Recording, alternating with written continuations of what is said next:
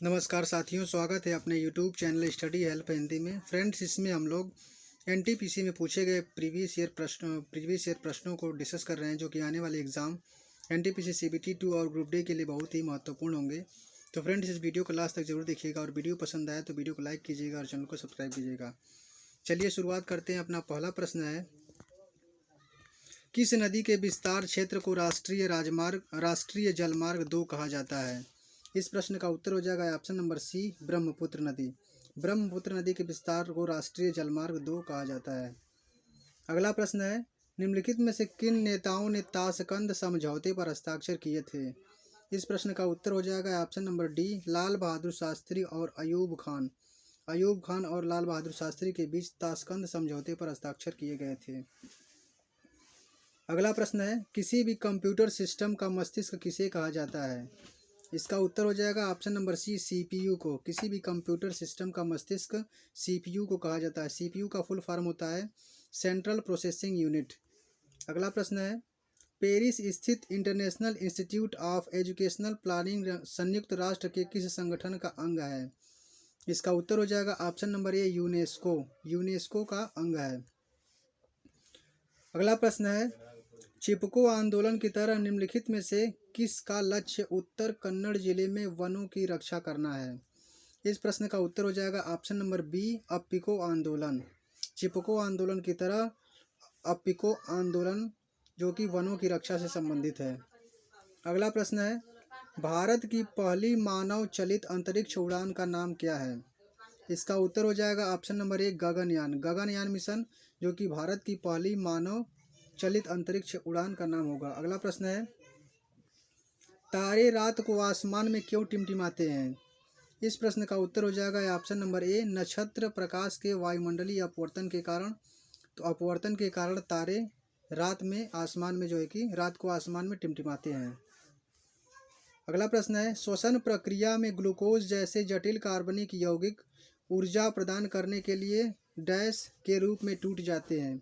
तो श्वसन प्रक्रिया में ग्लूकोज, जो है कि एटीपी के रूप में टूट जाते हैं। एटीपी का फुल फॉर्म होता है एडिनोसिन ट्राईफॉस्फेट। अगला प्रश्न है, पॉलिटिक्स ऑफ जुगाड़ द कोalition हैंडबुक के लेखक कौन है? इस पुस्तक के लेखक कौन है? तो इसका आंसर हो जाएगा ऑप्शन नंबर सी, सबा नकवी। अगला प्रश्न है, ओपेक का मुख्यालय कहाँ स्थित है? ओपेक का मुख्यालय कहाँ स्थित है? इस प्रश्न का उत्तर हो जाएगा ऑप्शन नंबर बी, वियना में। ओपेक का मुख्यालय ऑस्ट्रिया की राजधानी वियना में स्थित है। अगला प्रश्न है, उस स्मारक का नाम बताइए जो एक पुरातात्विक स्थल के सफल जीर्णोद्धार और संरक्षण का एक प्रमाण है। इसका उत्तर हो जाएगा ऑप्शन नंबर सी, सांची स्तूप। अगला प्रश्न है, कृत्रिम उर्वरक पहली बार डैश शताब्दी के दौरान निर्मित किए गए थे? इसका उत्तर हो जाएगा ऑप्शन नंबर सी, 19वीं शताब्दी के दौरान। कृत्रिम उर्वरक पहली बार 19वीं शताब्दी के दौरान निर्मित किए गए थे। डैश ने ब्राह्मी और खरोष्टी लिपियों को व्याख्यायित किया, जिनका उपयोग पहले के शिलालेखों के लिए किया जाता था। इसका उत्तर हो जाएगा option number D, James Prinsep के द्वारा ब्राह्मी और खरोष्टी लिपियों को व्याख्यायित किया गया। अगला प्रश्न है, पृथ्वी को सूर्य की पराबैंगनी किरणों से कौन सुरक्षित रखता है? इस प्रश्न का उत्तर होगा ऑप्शन नंबर बी, ओजोन। पृथ्वी को पराबैंगनी किरणों से ओजोन परत, जो है कि सुरक्षा प्रदान करती है। अगला प्रश्न है, सन 1944 में भारत के बड़े उद्योगपतियों ने एकजुट होकर स्वतंत्रता मिलने के बाद देश में नियोजित अर्थव्यवस्था की स्थापना के लिए एक संयुक्त प्रस्ताव का मसौदा तैयार किया था। उस मसौदे को किस नाम से जाना जाता है? इसका उत्तर हो जाएगा option number B, the Bombay plan. Mumbai के 8 उद्योगपतियों के द्वारा यह 1944 में द बॉम्बे प्लान प्रस्तुत किया गया था। अगला प्रश्न है, इस ब्रह्मांड में मौजूद प्रत्येक वस्तु जो पदार्थ से निर्मित है, उसे वैज्ञानिकों ने क्या नाम दिया है? इसका उत्तर हो जाएगा ऑप्शन नंबर ए, द्रव्य। इस ब्रह्मांड में मौजूद प्रत्येक वस्तु जो पदार्थ से निर्मित है, उसे वैज्ञानिकों ने द्रव्य नाम दिया है। अगला प्रश्न है,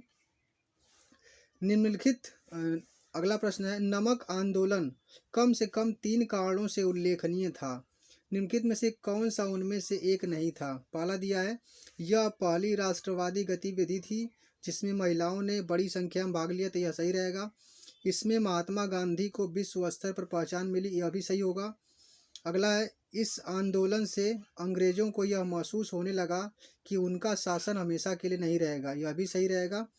और चौथा है ऑप्शन नंबर डी, भारत की युवा आबादी स्कूलों में जाने लगी थी, यह ऑप्शन गलत हो जाएगा, इसलिए इस प्रश्न का उत्तर होगा ऑप्शन नंबर डी।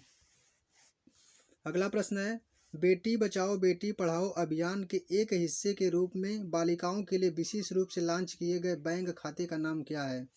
इस प्रश्न का उत्तर होगा option number D, Sukanya Samriddhi. Sukanya Samriddhi जो कि बेटी बचाओ बेटी पढ़ाओ अभियान के एक हिस्से के रूप में बालिकाओं के लिए विशेष रूप से लॉन्च किए गए बैंक खाते का नाम है। अगला प्रश्न है, आर्थिक विकास का एक अच्छा संकेतक डैश में निरंतर वृद्धि है।